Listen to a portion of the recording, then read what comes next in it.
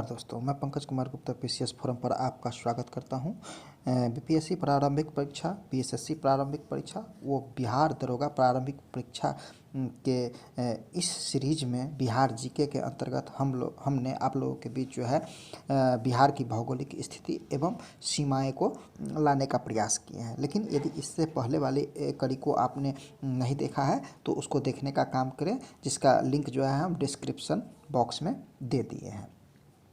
इस जो टॉपिक है, इस टॉपिक के अंतर्गत हम मुख्य रूप से जो है बिहार की जो भौगोलिक स्थिति और सीमाएं हैं उसका एक विस्तृत अवलोकन जो है, इसको जो है 3 प्राकृतिक भागों में विभाजित करके जो है हम देखने का काम करेंगे।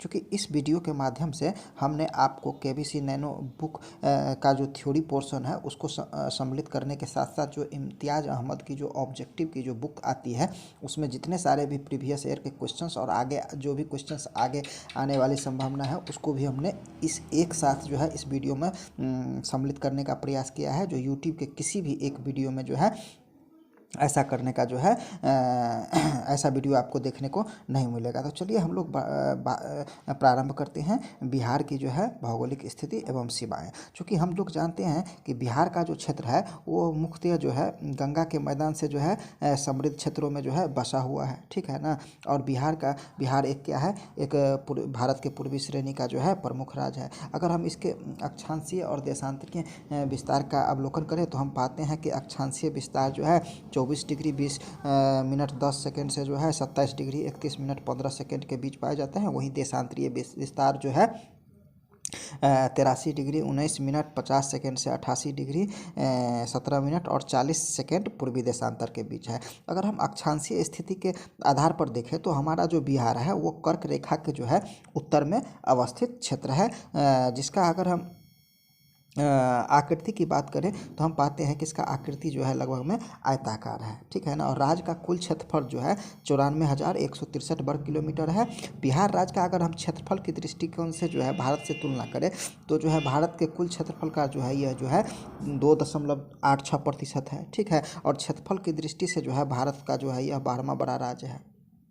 अगर यहाँ की जलवायु की बात करें तो यहाँ पर जो है उप उष्णकटिबंधीय क्षेत्र की जलवायु यहाँ पर पाई जाती है, ठीक है। और बिहार का जो है भूमि समुद्र तल से औसत रूप से जो है 173 फीट ऊंचा है, और जो लगभग जो है 53 मीटर के करीब होता है, ठीक है। क्योंकि हम इसमें केवल उसी चीज़ पर चर्चा कर रहे हैं जो है एग्ज़ाम के दृष्टिकोण से महत्वपूर्ण है, ठीक है ना।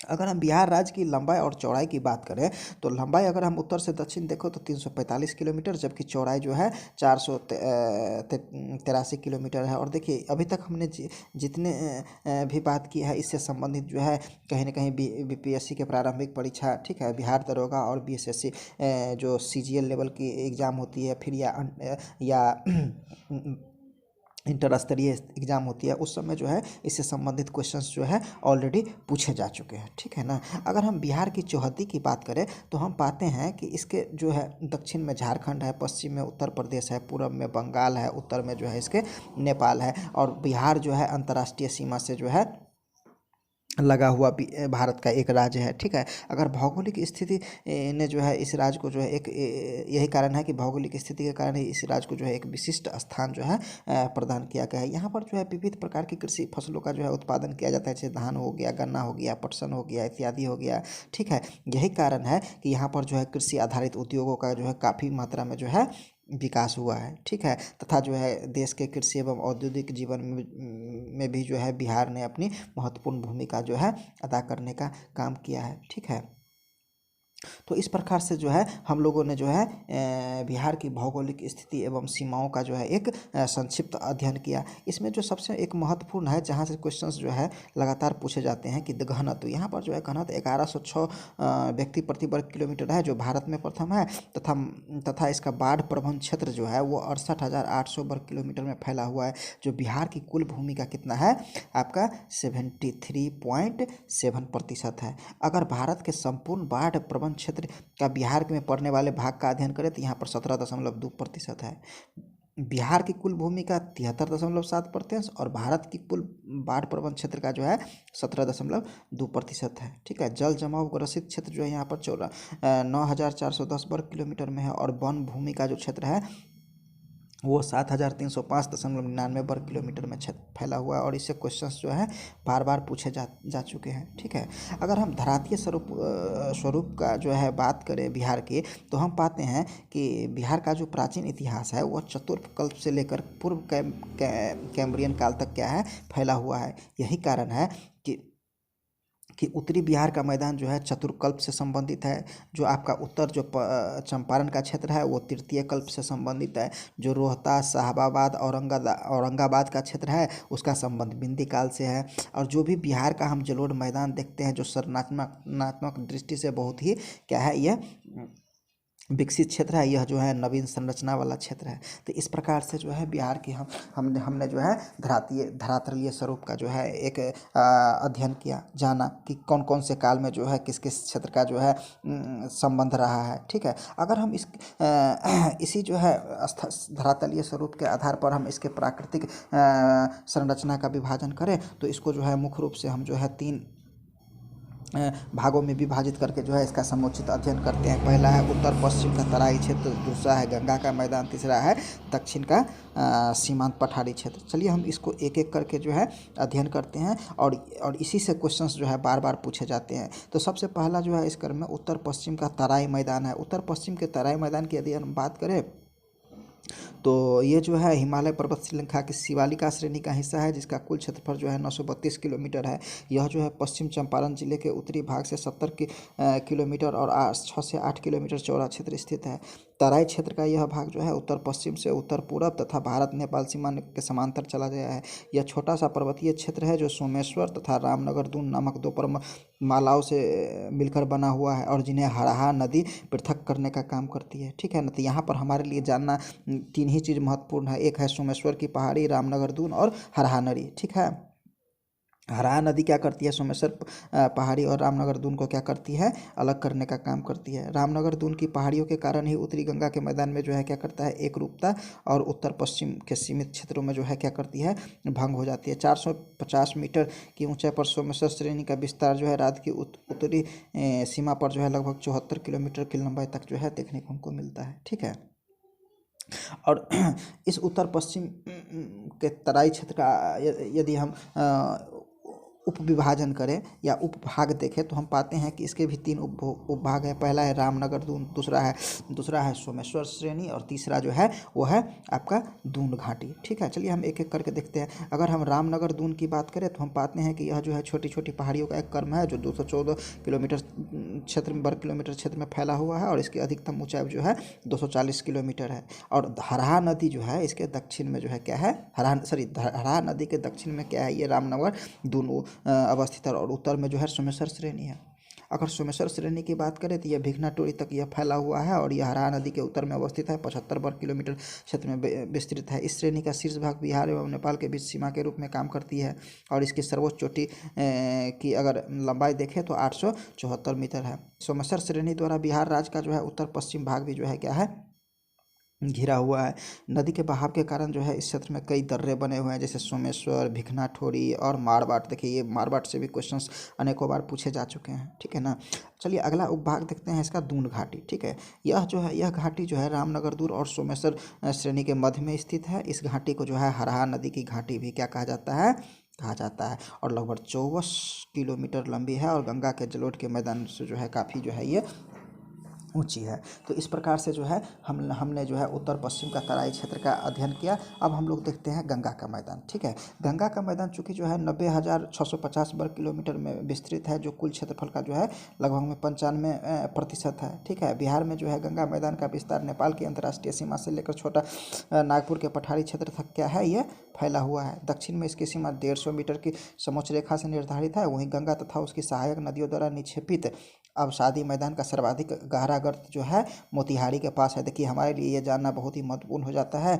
कि जो है गंगा तथा उसकी सहायक नदियों द्वारा निक्षेपित अवसादीय मैदान का सबसे गहरा गर्त कहाँ पे देखने को मिलता है, तो ये मोतिहारी में देखने को मिलता है। और इससे क्वेश्चंस जो है बीपीएससी और बिहार दरोगा पिछले वाले एग्जाम में भी इससे क्वेश्चंस पूछे गए हैं, ठीक है ना। और इसकी जो स्थिति होती है वो उत्तर पश्चिम से दक्षिण पूर्व दिशा में जो है इसका स्थिति देखने को हमको मिलता है। इस मैदान की ढाल उत्तर से दक्षिण की ओर तथा उत्तर पश्चिम से जो है दक्षिण पूर्व की ओर देखने को मिलता है। इस मैदान की औसत ढाल जो है 6 सेंटीमीटर प्रति वर्ग किलोमीटर है, ठीक है। इसका निर्माण गंगा और उसकी सहायक जो नदी है घाघरा, गंडक, बूढ़ी गंडक, कोसी, बागमती, कमला आदि द्वारा लाई गई अपसादियों से हुआ है। इस मैदान की जो है समुद्री तल से ऊंचाई जो है 60 से 120 किलोमीटर के मध्य पाया जाता है, जबकि इसकी औसत गहराई जो है 1000 मीटर से 1500 मीटर के बीच जो है पाया जाता है। कहीं कहीं इससे अधिक भी गहराई हमको देखने को मिलता है।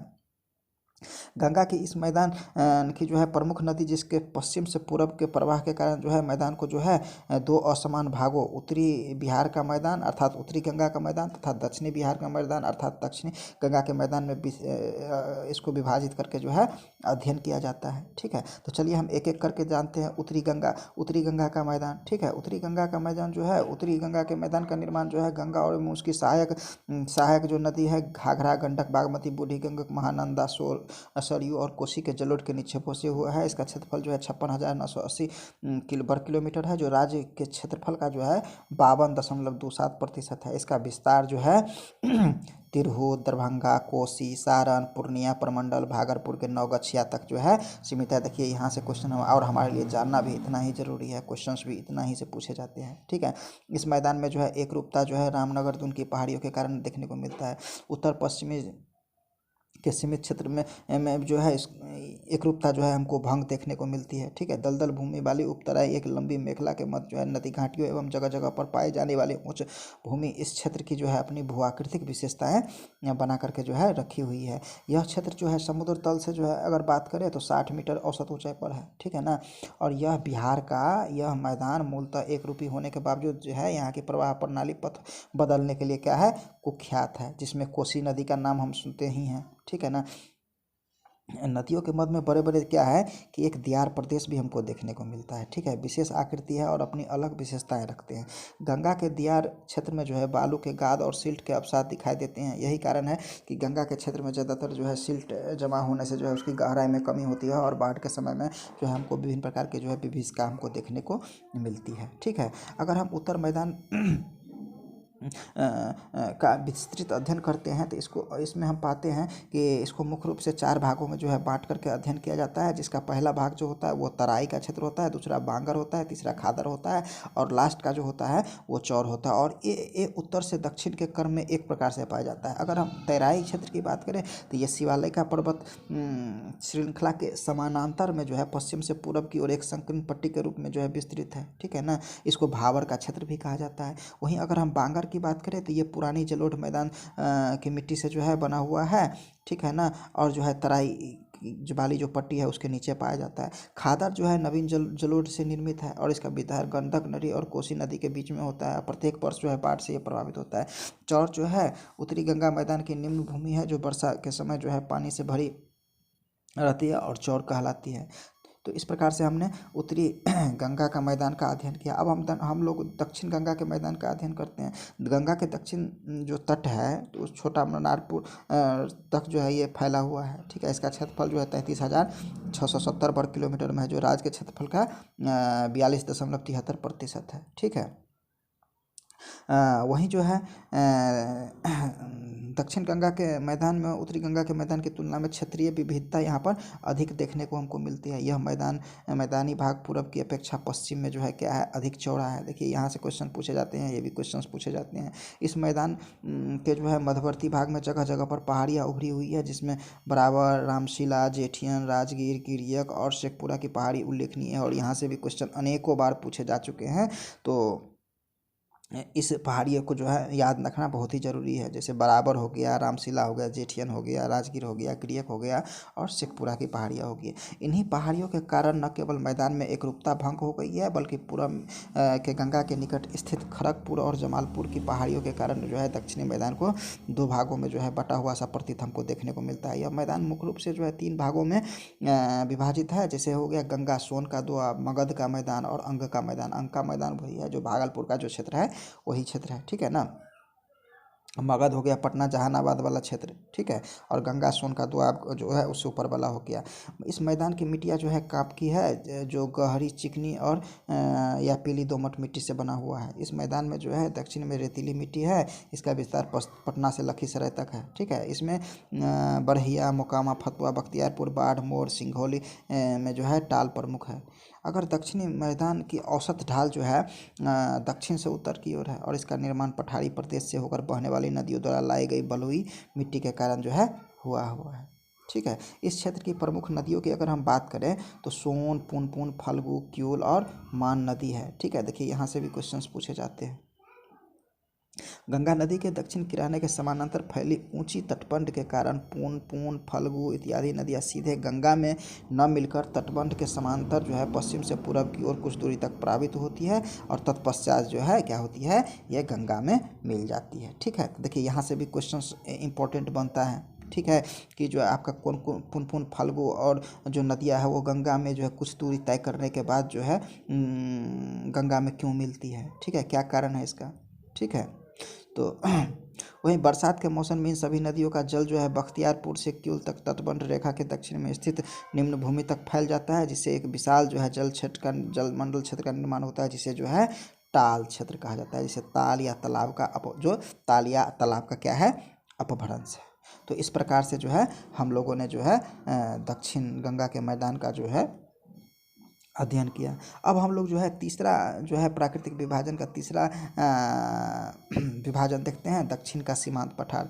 गंगा के मैदान के दक्षिण सीमांत पठार में जो है छोटा नागपुर पठार की जो है खादर प्राचीन चट्टानों के दृश्यांश, जिसमें नीस, शिस्ट, ग्रेनाइट चट्टानों की बहुलता है, धरातल पर दृष्टिगत होते हैं। इस भाग का कुल क्षेत्रफल जो है 2581 वर्ग किलोमीटर है।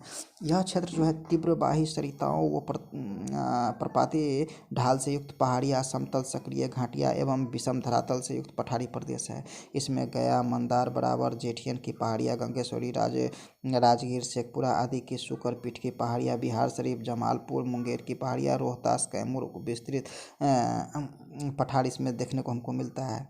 मैदान के दक्षिणी सीमांत में नवीनगर व मोरटाल से मुंगेर तक क्वार्टरजाइट की चट्टानें या शुकर पीठ के रूप में हमको विकसित होकर देखने को मिलती है। कुल मिलाकर अगर हम कहें तो जो हमारा छोटा नागपुर और कैमूर का पठार है, यह अपवर्तित भाग जो है 150 से 300 मीटर तक ऊंचाई वाले धरातल का निर्माण करते हैं और सोन नदी कैमूर के पठार को जो है छोटा नागपुर के पठार से क्या करती है, यह अलग करने का काम करती है। यही कारण है कि छोटा नागपुर का पठार का जो उत्तरी सीमांत क्षेत्र है, जिसमें आर्कियन, नीस, ग्रेनाइट, जबकि कैमूर के पठार में बलुआ पत्थर हमको देखने को मिलता है, ठीक है।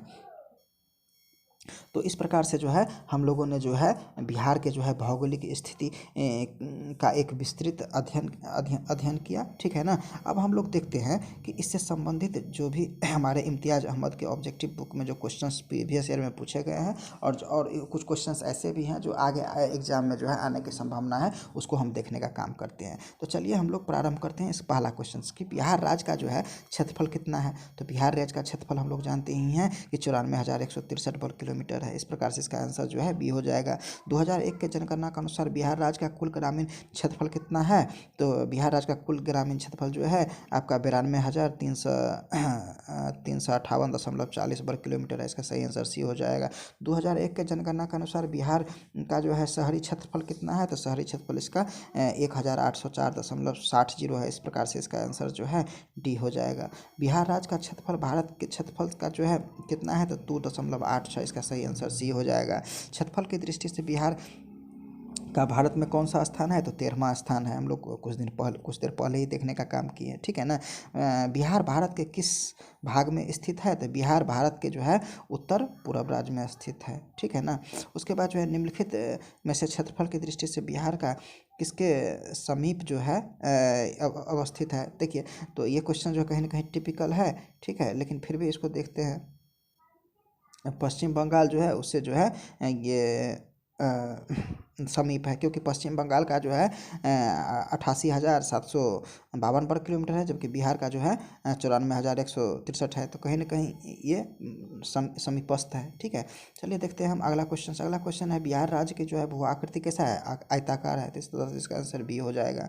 बिहार का जो है विस्तार जो है किया है। इसका सही आंसर बी हो जाएगा, क्योंकि 24 डिग्री 20 मिनट 10 सेकंड से 27 डिग्री आपका क्या कहते हैं 31 मिनट 15 सेकंड उत्तरी अक्षांश तक है। ठीक है, 28 तो है ही नहीं, 23 तो है ही नहीं, क्योंकि 23 से ऊपर वाली बात है, तो ये तो ऐसे ही गलत हो गया।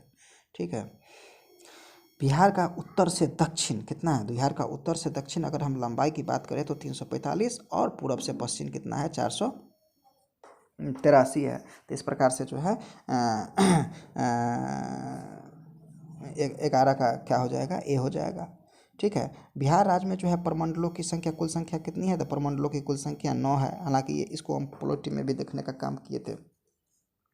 उसके बाद जो है सूची 1 को सूची 2 से जो है कौन सा सुमेलित है उसको जो है देखिए, भागलपुर में केवल 2 ही प्रमंडल है। ठीक है ना, और इसमें 3 बताया गया है, तो यही पहला गलत हो गया था। इस तरह प्रकार से जो है, और भागलपुर ही ऐसा प्रमंडल है जहाँ पर जिलों की संख्या सबसे कम है। 38 बिहार के 38 जिलों में सबसे कम जिलों की संख्या भागलपुर के अंतर्गत ही है। ठीक है, चलिए अगला क्वेश्चन देखते हैं।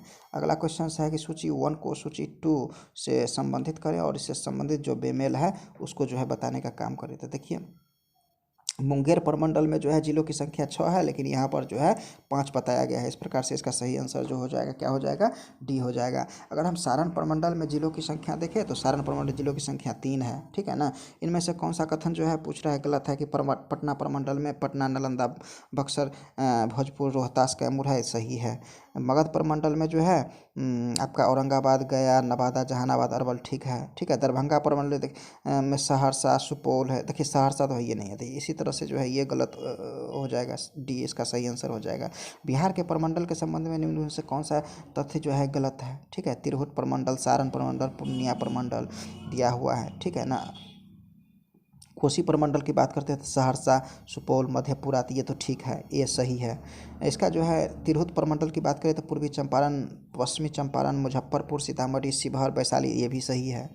सारण प्रमंडल की अगर हम बात करें तो देखिए यहाँ पर मुजफ्फरपुर जो है ये नहीं होगा, ये तिरहुत प्रमंडल है। इस प्रकार सी आंसर इसका हो जाएगा। ठीक है, बिहार राज्य में वर्तमान में कुल कितने जिले हैं? तो 38 गो जिला है। इस प्रकार से सी आंसर हो जाएगा। क्षेत्रफल की दृष्टि से जो है बिहार का सबसे बड़ा जिला कौन सा है? तो पश्चिमी चंपारण है। क्षेत्रफल की दृष्टि से बिहार में सर्वाधिक बड़े जिले का समूह जो है कौन सा है? तो इस गया, पश्चिम चंपारण, पूर्वी चंपारण और रोहतास। तो इसका जो है सही आंसर जो हो जाएगा, चूँकि पश्चिम चंपारण तो ही सबसे बड़ा है, तो इसका ये तो होगा नहीं। इसका सही आंसर जो हो जाएगा वो होगा आपका डी नंबर। ठीक है, तो अगला क्वेश्चन है, क्षेत्रफल की दृष्टि से बिहार का सबसे जो है आपका छोटा जिला कौन सा है? तो शिवहर है। और सबसे नया जो जिला बनाया गया है वो अरवल को बनाया गया है। ठीक है, बिहार में जो है कितने ज़िले को अलग करके झारखंड का राज्य का निर्माण किया गया था? तो 18 ज़िले को जो है अलग करके झारखंड राज्य करने गया।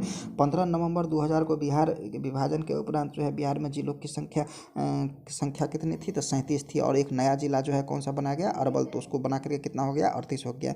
बिहार का सबसे नवसर्जित जिला अरवल किस जिला में जो है के विभाजनोपरांत जो है बना? तो ये जहानाबाद को काट करके जो है अरवल को बनाया गया। ठीक है ना, बिहार का जिला जो है जिसकी सीमा उत्तर प्रदेश एवं झारखंड दोनों को स्पर्श करती है वो कौन सा है? रोहतास है।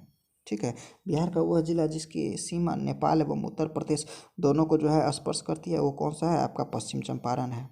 झारखंड की सीमा को स्पर्श करने वाले बिहार के जिले का जो है सही समूह कौन सा है? तो रोहतास, औरंगाबाद, गया, नवादा, जमुई, बांका, भागलपुर, कटिहार है। इस प्रकार से इसका आंसर सही आंसर सी हो जाएगा। नेपाल की सीमा को स्पर्श करने वाले बिहार जिलों की जो है कौन सा होगा? तो इसका जो है सही आंसर जो होगा पश्चिमी चंपारण, पूर्वी सीतामढ़ी, मधुबनी, सुपौल, अररिया, किशनगंज, यही इसका ए नंबर ही क्या हो जाएगा? सही हो जाएगा। ठीक है, चलिए अगला क्वेश्चन देखते हैं। अगला क्वेश्चन है कि उत्तर प्रदेश की सीमा को स्पर्श करने वाले बिहार के जिलों का समूह कौन कौन सा है? उत्तर प्रदेश की सीमा को देखिए, पूर्वी चंपारण, तो इसमें तो ये है नहीं, तो ये इस प्रकार से गलत हो गया। पश्चिम चंपारण है, गोपालगंज है, सिवान है, सारण है, भोजपुर है, भभुआ, बी आंसर इसका हो जाएगा। बिहार का कौन सा जनपद झारखंड से अंतर्राज्यीय सीमा जो है नहीं बनाता है, तो इसका सही आंसर बक्सर हो जाएगा।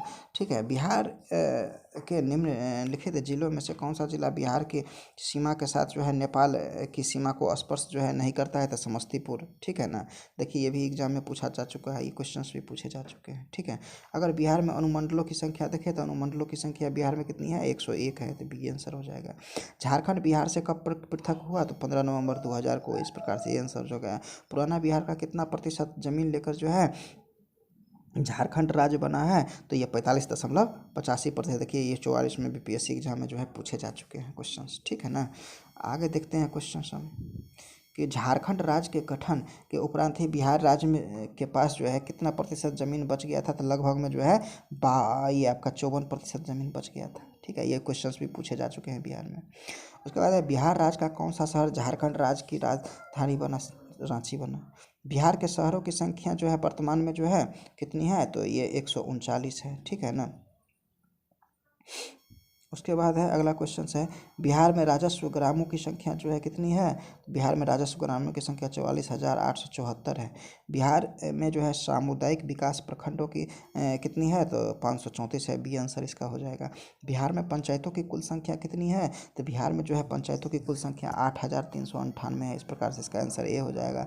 समुद्र तल से जो है बिहार की औसत ऊंचाई जो है 173 फीट है। इस प्रकार इसका आंसर जो है डी हो जाएगा। ठीक है, पटना का स्थानीय समय जो है भारतीय स्थानीय समय से जो है 15 मिनट क्या है, ये आगे है। ठीक है ना, तो इसका आंसर ए हो जाएगा। ठीक है, निम्नलिखित देशांतर रेखाओं में से कौन सी बिहार से होकर के जो है गुजरती है, तो 86 डिग्री जो है बिहार से होकर के क्या करती है, गुजरने का काम करती है। अगला क्वेश्चन है बिहार राज्य की सीमा किस देश को जो है स्पर्श करती है, तो नेपाल को स्पर्श करती है। बिहार विस्तृत है कर्क रेखा के उत्तर में। इसका सही आंसर ए हो जाएगा। ठीक है, बिहार की सीमा से संबंधित कौन सा कथन जो है सही है, तो अगर देखते हैं बिहार राज्य की सीमा को स्पर्श करने वाली भारत के राज्यों की संख्या 3 है, ये भी सही है। देश के में झारखंड, उत्तर प्रदेश और पश्चिम बंगाल राज्य बिहार के राज्य की सीमा को स्पर्श करती है, ये भी सही है। सुमेश्वर की श्रेणी के शीर्ष भाग बिहार और नेपाल के बीच सीमा रेखा के रूप में, ये भी सही। इस प्रकार से इसका सही आंसर जो हो जाएगा वो डी हो जाएगा। ठीक है, चलिए अगला क्वेश्चन देखते हैं कि बिहार राज्य का चौहद्दी, तो उत्तर में नेपाल। ठीक है ना, उत्तर में नेपाल है। उसके बाद जो है आपका पश्चिम पूरब में जो है बंगाल है, पश्चिम में जो है आपका क्या है, उत्तर प्रदेश है, और दक्षिण में जो है क्या है, झारखंड है। ठीक है, तो इस प्रकार से जो है इसका सही आंसर सी हो जाएगा। बिहार का वह जिला जो पश्चिम बंगाल व नेपाल दोनों को जो है क्या करता है, स्पर्श करने का काम करता है, तो किशनगंज है, एकदम ऊपर में पूर्णी कोना में। ठीक है ना, उसके बाद जो है भारत में जनसंख्या के अनुसार तीसरा व क्षेत्रफल के अनुसार 12वां राज्य है कौन सा, बिहार। चलिए अगला क्वेश्चन देखते हैं। प्राकृतिक बनावट की दृष्टि से जो है बिहार जो है बटा हुआ है, उत्तरी गंगा का मैदान और दक्षिणी गंगा का मैदान दोनों में भी बटा हुआ है। इस पर सही आंसर इसका सी हो जाएगा। बिहार के उत्तरी गंगा के मैदान का भाग का निर्माण जो है गंगा और उसकी सहायक नदियों के निक्षेप से हुआ है। ठीक है ना, उसके बिहार के उत्तरी पश्चिम स्थित हरहा नदी घाटी को क्या कहा जाता है, दून घाटी कहा जाता है। इस प्रकार इसका सही आंसर जो है बी हो जाएगा। किसका शीर्ष भाग बिहार और नेपाल के बीच जो है सीमा रेखा के रूप में जो जाना जाता है, तो सुमेश्वर श्रेणी का जाना जाता है। बिहार में गंगा नदी का उत्तरी मैदान कितने क्षेत्रफल पर जो है विस्तृत है, तो 56,980 वर्ग किलोमीटर पर क्या है, ये विस्तृत है। बिहार में गंगा का दक्षिणी भाग कितने क्षेत्रफल पर जो है विस्तृत है, 33,670 पर जो है क्या है, ये विकसित। इस प्रकार इसका सही आंसर सी हो जाएगा। बिहार राज्य में मैदानी भाग कितने क्षेत्रों में जो है विस्तृत है, तो इसका सही आंसर 90,650 वर्ग किलोमीटर है। बिहार के उत्तरी मैदानी भाग में पश्चिम से पूर्व की ओर बढ़ने पर दोआब का सही अनुक्रम देखने को मिलता है। इस प्रकार से इसका सही आंसर जो है घाघरा, गंडक, कोंडक, कोसी महानंदा, मतलब 1 2 3 तीनों जो है इसका सही आंसर है। चलिए अगला क्वेश्चन देखते हैं। अगला क्वेश्चन है गंगा नदी के दक्षिणी भाग में फैले बिहार के क्षेत्र को जो है क्या कहा जाता है, तो मगध का कहा जाता है। हम तो जानने में किए थे कि बिहार का जो दक्षिणी क्षेत्र है उसको जो है 3 प्राकृतिक विभाजनों में अध्ययन किया जाता है, जैसे मगध का हो गया, अंग हो गया और गंगा सोन हो गया। इस पर सही आंसर डी हो गया। ठीक है, बिहार के उत्तरी मैदान की ढाल पश्चिमी भाग में उत्तर पश्चिम से है। इसका सही आंसर दक्षिण पूर्वी हो जाएगा। ठीक है, बिहार के उत्तर पूर्वी भाग में ढाल उत्तर से कहाँ है, उत्तर से दक्षिण की ओर है। बिहार में पूर्वी भाग की अपेक्षा पश्चिमी भाग की जो है ढाल है अधिक है, ठीक है ना। बिहार में दक्षिणी गंगा मैदान का औसत जो ढाल है वो दक्षिण से क्या है, उत्तर की ओर है, ठीक है। अगर हम गंगा के मैदानी भाग की ढाल प्रति किलोमीटर की बात करें तो 6 सेंटीमीटर है, ठीक है।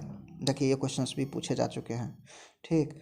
उत्तर गंगा के मैदान में शिवालिका पर्वत श्रेणी में सम्मिलित कौन कौन सा है, रामनगर दून पहाड़ी और सोमेश्वर की पहाड़ी, ये दोनों सही है। बिहार के उत्तरी भाग में जो है 32 किलोमीटर लंबी रामनगर दून की पहाड़ियाँ है। इसकी चौड़ाई जो है कितनी है, तो इसकी चौड़ाई जो है 6 से 8 किलोमीटर है, ठीक है। अगला क्वेश्चन है, बिहार के दक्षिणी गंगा के मैदान में अवस्थित पहाड़ियाँ जो है कौन सा है, तो धारवाड़ कालीन क्वार्टर जेट की जो है पहाड़ियाँ जो है हमको यहाँ पर देखने को मिलती है। अगला क्वेश्चन है, बिहार के किस जिले में सोमेश्वर जो है पहाड़ी जो है अवस्थित है, तो पश्चिम चंपारण में। बिहार में दियार भूमि को क्या कहा जाता है, तो गंगा के पूर्व ऊंचा टीला क्षेत्र को बोला जाता है दियार भूमि को। बिहार के अगर उत्तर पश्चिम में स्थित पहाड़ियाँ जिसे शिवालिका श्रृंखला भी कहा जाता है, वह एक क्या है, नवीन बोरदार पर्वत है, ठीक है ना। अगर हम बिहार के दक्षिण पश्चिम की पहाड़ियों के किस समूह की है, तो ये जो है विंध्य समूह की है। बिहार के उत्तर जो मैदान है के भाग में एक विशेष आकृति भूमि पाई जाती है जिसे जल भरा रहता है, उसे क्या कहा जाता है, तो उसे जो है आपका चौड़ कहा जाता है, ठीक है। गंगा के उत्तरी मैदानी भाग में कांप मिट्टी और बालू से निर्मित भाग को क्या कहा जाता है, तो इसको जो है दियारा कहा जाता है। नालंदा जिले में जो है स्थित जो है गिरियक की पहाड़ी, राजगीर की पहाड़ी, बिहार शरीफ की पहाड़ी, ये सारी पहाड़ी यहाँ पर देखने को हमको मिलती है, ठीक है ना। उसके बाद जो अगला क्वेश्चन है वो है, बिहार के उत्तर पश्चिमी भाग स्थित पहाड़ी जिसे शिवालिका श्रेणी की पहाड़ी कहा जाता है का निर्माण किस काल में हुआ है, तो इसका निर्माण प्लीस्टोसीन काल में हुआ है। निम्न में से बिहार का कौन सा सर्वोच्च स्थान जो है तो सोमेश्वर की पहाड़ी जो है बिहार का सर्वोच्च स्थान है। तो इस प्रकार से जो है हम लोगों ने जो है इम्तियाज अहमद की ऑब्जेक्टिव की जो है जो भौगोलिक स्थिति और सीमाएं से संबंधित जो प्रीवियस ईयर के क्वेश्चंस थे और कुछ महत्वपूर्ण क्वेश्चन थे उसको देखने का काम किया। अगर आपको ये वीडियो पसंद आती है तो उसको लाइक और सब्सक्राइब करना बिल्कुल भी नहीं भूलें और हमारे चैनल के साथ बने रहे। इसी तरह से जो है हम अगली कड़ी में जो है बिहार की मृदा को लेकर